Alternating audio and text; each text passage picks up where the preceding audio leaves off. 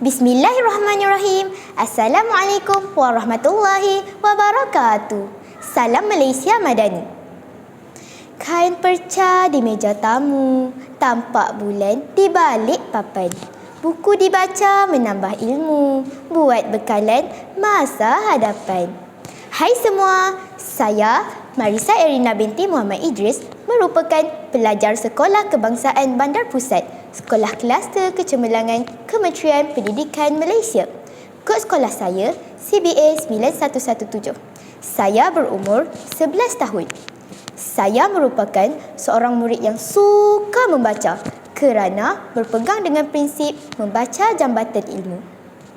Saya merupakan tokoh anugerah Nilam 2025 dan mendapat anugerah emas kerana telah membaca buku sebanyak 762 buah buku. Izinkan saya kongsi antara kejayaan yang saya kecapi hasil dari gemar membaca. Saya merupakan seorang pengawas sekolah. Saya telah menyertai banyak pertandingan, antaranya pertandingan bercerita peringkat daerah, kalam Arabi peringkat daerah dan telah berjaya menamatkan ujian pencarian bakat UKM 1 2024 peringkat kebangsaan.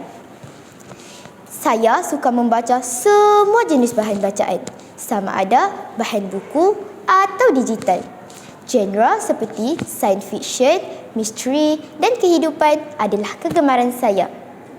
Baiklah, seterusnya saya akan membuat bicara buku sebuah novel kegemaran saya, iaitu novel terkenal yang telah didramakan pada tahun 2020 dan ditayang di saluran televisyen terkenal Astro.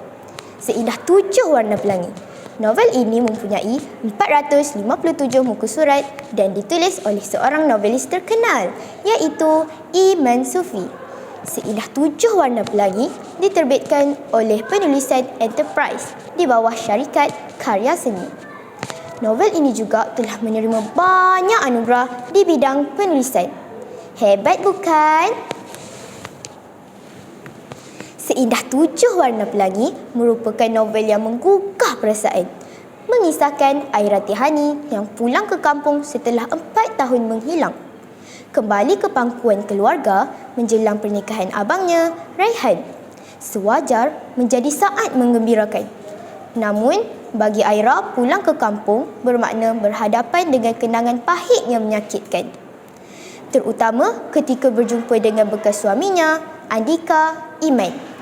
Penulis dengan bijak mengeksplorasi tema penyesalan dan keinginan untuk mendapatkan peluang kedua dalam hubungan yang telah retak.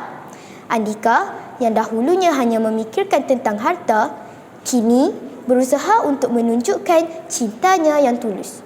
Walau bagaimanapun, Aira masih terperangkap dalam rasa sakit dan kekecewaan yang mendalam, membuatkan pembaca merasakan betapa rumitnya perjalanan emosi yang dilaluinya. Konflik yang muncul sepanjang cerita tidak hanya terhad kepada hubungan Aira dan Andika, tetapi juga melibatkan keluarga dan masyarakat sekitar.